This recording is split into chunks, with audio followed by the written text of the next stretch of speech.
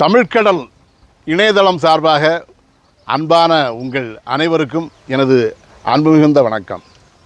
ஒரு மொழி ஆரம்பிக்கக்கூடிய காலகட்டத்திலே அந்த மொழியானது வார்த்தைகளாக வடிவம் பெற்றிருக்காது. முதலில் ஒவ்வொரு எழுத்துக்களாகத்தான், அந்த எழுத்துக்களை தான் ஒவ்வொரு சொற்களாக பயன்படுத்தியிருப்பார்கள். அந்த ஒவ்வொரு எழுத்துக்களும் கூட ஒரு பொருளை குறிக்கக்கூடிய விதத்திலே இருந்திருக்கும். அந்த அடிப்படையிலே ஓரெழுத்து ஒரு மொழி என்கிற ஒரு பொருளானது ஒரு மொழியிலே எவ்வளவு ஓரெழுத்து ஒரு மொழிகள் இருக்கிறதோ அதை பொறுத்து அந்த மொழியுடைய தொன்மையை, பழமையை நாம் உணர முடியும். தமிழிலே அவ்வாறு ஓரெழுத்து ஒரு மொழி என்கிற ஒரு சொல்லாக இருக்கும், ஒரு எழுத்தாக இருக்கும். ஆனால் அது ஒரு பொருளை குறிக்கக்கூடிய வகையிலே அமைந்த சொல்லாக இருக்கும். அவ்வாறு இருக்கக்கூடிய ஓரெழுத்து ஒரு மொழி என்கிற அந்த சொற்கள் தமிழிலே 42 ஓரெழுத்து ஒரு மொழிகள் இருக்கின்றன. இத்தகைய சிறப்புத்தன்மை வேறு எந்த மொழிகளிலுமே இல்லை. அவ்வாறு வேறெந்த மொழியிலுமே இல்லாத சிறப்புத்தன்மையை தமிழ் கொண்டிருப்பதால் அந்த தொன்மை மிகுந்த மொழியாக தமிழ் நிலவுகிறது. தமிழுடைய மிகப்பெரிய தொன்மை மற்ற மொழிகளுக்கு யாவற்றையும் விடவும் மிக மிக தொன்மையான ஒரு மொழி என்பதற்கு இது ஒரு உகந்த சான்றாக, அறிவியற்பூர்வமான ஒரு நல்ல சான்றாக விளங்குகிறது. அத்தகைய ஓரெழுத்து ஒரு மொழியை நாம் இப்போது பார்ப்போம். தமிழில் இருக்கக்கூடிய அந்த 42 ஓரெழுத்து ஒரு மொழி அந்த சொற்களையும் நாம் பார்ப்போம். முதலாவதாக தமிழில் உள்ள ஓரெழுத்து ஒரு மொழியில் முதல் உதாரணமாக ஆ என்கிற எழுத்து. இந்த ஆ என்கிற இந்த எழுத்தானது பசுவை குறிக்கக்கூடிய ஒரு பொருளுடன் விளங்குகிறது. அதைத் தொடர்ந்து ஈ என்ற சொல், ஈ என்ற எழுத்து கொடு, ஈதல் என்கிற பொருள்படக்கூடிய கொடு என்கிற அந்த பொருளை குறிக்கக்கூடிய ஓரெழுத்து ஒரு மொழியாக விளங்குகிறது. அடுத்து ஊ என்ற எழுத்து, ஊ என்பது இறைச்சியை குறிக்கிறது. அந்த இறைச்சியை குறிக்கக்கூடிய பொருளை கொண்டு அந்த ஊ என்ற எழுத்து விளங்குகிறது.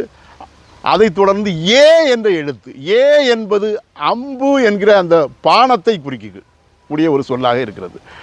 அதைத் தொடர்ந்து ஐ என்ற எழுத்து, ஐ என்பது உதாரணமாக என் ஐ என்று சொன்னால் என் தலைவன் என்று பொருள்படக்கூடிய சொல். ஐ என்பது மொத்தத்தில் தலைவன் என்கிற ஒரு பொருளுடன் விளங்கக்கூடிய ஒரு எழுத்தாக இருக்கிறது. அதைத் தொடர்ந்து வரக்கூடிய எழுத்து ஓ, ஓ என்ற எழுத்து. இது மதகு நீரை தாங்கக்கூடிய பலகை.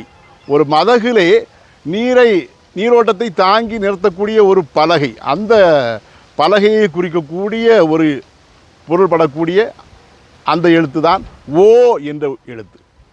அதைத் தொடர்ந்து கா என்கிற எழுத்து. கா என்பது சோலையை குறிக்கக்கூடிய ஒரு பொருள்படக்கூடிய எழுத்து, கா. அதைத் தொடர்ந்து கூ என்பது பூமியை குறிக்கக்கூடிய எழுத்து, பூமியை குறிக்கக்கூடிய ஓரெழுத்து ஒரு மொழி. அதைத் தொடர்ந்து கை என்பது ஒழுக்கத்தை குறிக்கக்கூடிய ஒரு எழுத்தாக இருக்கிறது. அடுத்து கோ என்கிற எழுத்து, கோ என்பது என் கோ என்றால் அரசனை குறிக்கக்கூடிய, ஒரு மன்னனை குறிக்கக்கூடிய பொருள்படக்கூடிய ஓரெழுத்து ஒரு மொழி கோ. அதைத் தொடர்ந்து சா என்பது நீ மரணமடைந்து போ, செத்து போ என்கிற பொருள்படக்கூடிய இறந்து போ என்கிற அந்த பொருளை குறிக்கக்கூடிய ஓரெழுத்து ஒரு மொழி சா. அடுத்து சி, சி சி என்று நாம் சொல்லுவோம், அது வேண்டாம், இகழ்ச்சி, இகழ்ச்சியாக சொல்லக்கூடிய ஒரு பொருள்படக்கூடிய ஓரெழுத்து ஒரு மொழி சி. சே என்பது உயர்வானது, உயர்ந்த ஒரு பொருளை குறிக்கக்கூடிய, உயர்ந்த தன்மையுடைய ஒரு பொருளை குறிக்கக்கூடிய ஓரெழுத்து ஒரு மொழி. அதைத் தொடர்ந்து சோ என்பது மதில், ஒரு கோட்டை மதிலை குறிக்கக்கூடிய பொருள்படக்கூடிய ஓரெழுத்து ஒரு மொழி சோ. அடுத்து தா என்பது அதை தா, எனக்கு தா, எனக்கு கொடு என்று கேட்கக்கூடிய அந்த கொடுத்தல் என்கிற அந்த பொருள்படக்கூடிய, கொடுத்தல், ஒரு கொடுக்குமாறு நாம் கேட்பது, கேட்டுக்கொள்ளக்கூடிய அந்த பொருள்படக்கூடிய ஒரு சொல் தா என்கிற அந்த ஓரெழுத்து ஒரு மொழி. அடுத்து தீ, தீ என்பது நம் அனைவருக்கும் தெரிந்த ஒரு ஓரெழுத்து ஒரு மொழி, நெருப்பை குறிக்கக்கூடிய பொருளில் அமைந்திருக்கக்கூடிய ஓரெழுத்து ஒரு மொழி இது. அடுத்து தூ, தூ என்பது தூய்மை, தூய்மையானது, சுத்தமானது என்கிற அந்த பொருளை குறிக்கக்கூடிய ஓரெழுத்து ஒரு மொழி. அதைத் தொடர்ந்து தே என்பது கடவுளை குறிக்கக்கூடிய ஓரெழுத்து ஒரு மொழி. அடுத்து தை, இந்த துணியை தை, தைத்தல், அது மட்டுமல்ல தை மாதத்தையும் குறிக்கக்கூடிய அந்த தை என்கிற பொருள்படக்கூடிய ஒரு ஓரெழுத்து ஒரு மொழி. அடுத்து நா, நா என்பது நாவினை குறிக்கக்கூடிய ஓரெழுத்து ஒரு மொழி. அடுத்து நீ என்பது விழித்தல் வினைக்காக பயன்படுத்தக்கூடிய ஒரு ஓரெழுத்து ஒரு மொழி.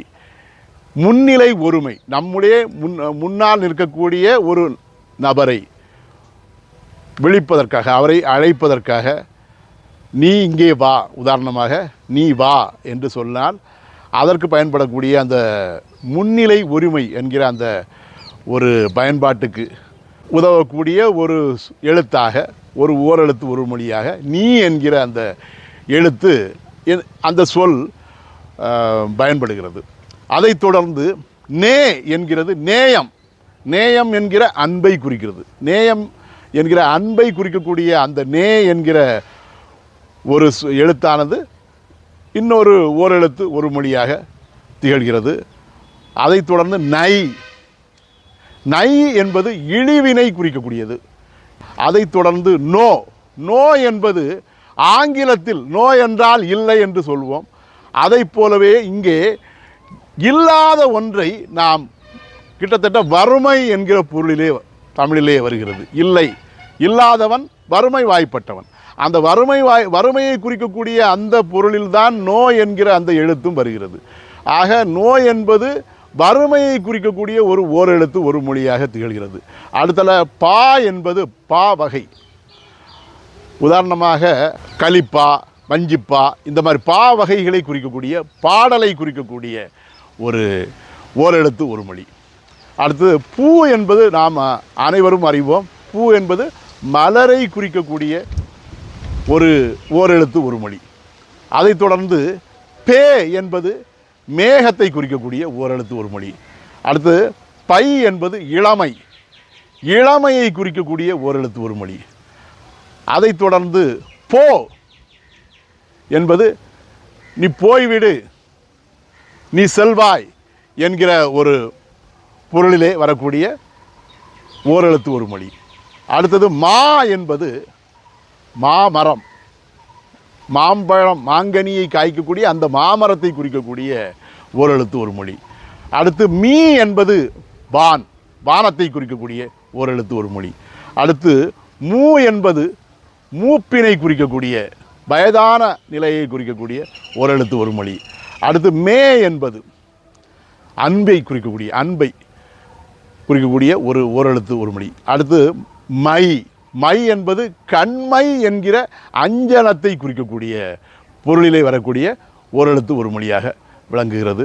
அடுத்து மோ என்பது முகத்தல் அளப்பதற்கு பயன்படக்கூடிய ஒரு வினையை குறிக்கக்கூடிய எழுத்து மோ. அடுத்து யா என்கிற ஒரு எழுத்து ஓரெழுத்து ஒரு மொழி, அது அகலம் என்கிற பொருளிலே வரக்கூடிய ஒரு அந்த பொருளை குறிக்கக்கூடிய ஓரெழுத்து ஒரு மொழியாக விளங்குகிறது. அடுத்து வா, வா என்பது ஒருவரை அழைப்பது, இங்கே வா என்று அழைப்பது, அதை குறிக்கக்கூடிய ஒரு ஓரெழுத்து ஒரு மொழியாக விளங்குகிறது. அடுத்து வி என்பது மலர், ஒரு பூவை குறிக்கக்கூடிய ஓரெழுத்து ஒரு மொழியாக விளங்குகிறது. அடுத்து வை, வை என்பது அதை கீழே வை என்ற ஒரு பொருளிலே எடுத்துக்கொள்ளலாம். அதே நேரத்தில் புல்லை குறிக்கக்கூடிய ஒரு சொல்லாகவும் அது விளங்குகிறது. ஆக வை என்பது வை அல்லது கீழே வை அல்லது புல், இந்த இரண்டையும் குறிக்கக்கூடிய ஒரு ஓரெழுத்து ஒரு மொழியாக விளங்குகிறது. அடுத்து பவ், வவ் என்பது பவ்வுதல் என்கிற கவர்ந்து செல்லுதல், ஒரு பொருளை திருடி செல்லுதல், அந்த பொருளிலே வரக்கூடிய ஒரு ஓரெழுத்து ஒரு மொழியாக விளங்குகிறது. அடுத்தது நோ என்கிற ஒரு எழுத்து, அந்த நோ என்பது நோயை குறிக்கக்கூடிய ஒரு ஓரெழுத்து ஒரு மொழியாக விளங்குகிறது. அடுத்து கடைசியாக தூ என்பது உண்ணுவாய், உண், சாப்பிடு என்ற பொருளிலே வரக்கூடிய ஓரெழுத்து ஒரு மொழியாக விளங்குகிறது. இவ்வாறாக 42 ஓரெழுத்து ஒரு மொழியையும் நான் இங்கே விளக்கியுள்ளேன். தமிழில் வரக்கூடிய அந்த 42 ஒரு எழுத்து ஒரு மொழியையும் இந்த காணொளியிலே நீங்கள் காணலாம். அன்பானவர்களே, தமிழ் சார்ந்த ஆலோசனைகள் ஏதாவது உங்களுக்கு வேண்டுமென்றாலோ அல்லது நீங்கள் எங்களிடம் ஆலோசனைகள் தெரிவிக்க வேண்டுமென்றாலோ, ஏதேனும் சந்தேகங்களை தெளிவுபடுத்த வேண்டுமென்றாலோ, இலக்கணத்தில் ஏதாவது அறிந்து கொள்ள வேண்டுமென்றாலோ, யாப்பிலக்கணம் குறித்த தகவல் ஏதும் வேண்டுமென்றாலோ, எதுவாக இருந்தாலும் உங்களுடைய ஆலோசனைகளை கருத்துக்களாக உங்களுடைய அந்த கமெண்ட் செக்ஷனில் நீங்கள் பதிவு செய்யுங்கள். உங்களுக்கு வேண்டிய அந்த பதிலை நாங்கள் புது காணொளியாக வெளியிடுவோம். அது மட்டுமல்ல, தமிழ் வளர்ச்சிக்கு தமிழ் சார்ந்த ஒரு தகுந்த ஆலோசனைகளையும் உங்களிடமிருந்து எதிர்பார்க்கிறோம். உங்களுடைய நல்ல ஆலோசனைகளை எங்களுடன் பகிர்ந்து கொள்ளுங்கள் என்று அன்போடு கேட்டுக்கொள்கிறோம். நன்றி, வணக்கம்.